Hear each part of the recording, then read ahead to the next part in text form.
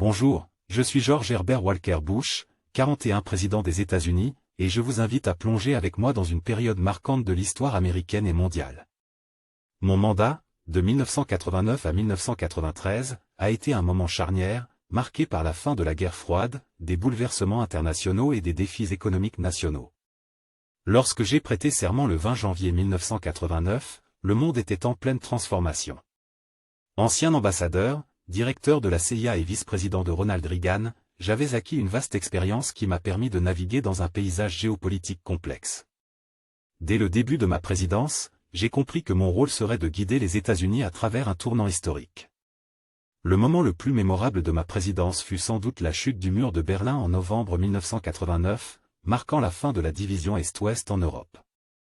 Bien que cet événement ait symbolisé la victoire du bloc occidental, j'ai choisi une approche mesurée, évitant tout triomphalisme pour préserver la stabilité. Mon objectif était clair, accompagner la réunification de l'Allemagne tout en maintenant de bonnes relations avec l'Union soviétique. En 1991, l'Union soviétique s'est officiellement dissoute, mettant fin à des décennies de confrontation. En tant que président, j'ai travaillé à établir un nouvel ordre mondial, où les nations pourraient coopérer au lieu de s'affronter. J'ai signé des accords de désarmement historiques, tels que le traité START, réduisant le nombre d'armes nucléaires. Mon mandat a également été marqué par la guerre du Golfe en 1991.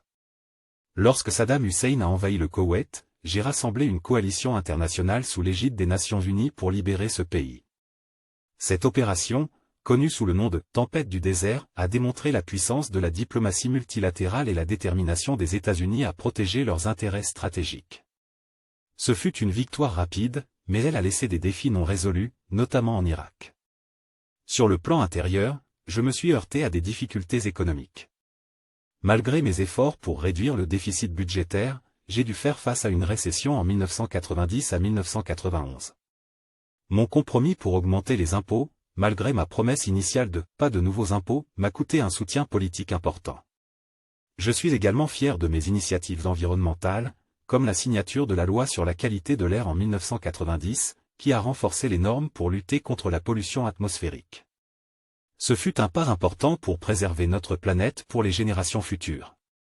Malheureusement, ma réélection en 1992 n'a pas été couronnée de succès. Une économie affaiblie et une compétition féroce, notamment de la part de Bill Clinton, ont mis fin à ma présidence. Pourtant, je quitte la Maison-Blanche avec la conviction d'avoir servi mon pays avec intégrité et d'avoir contribué à façonner un monde plus sûr.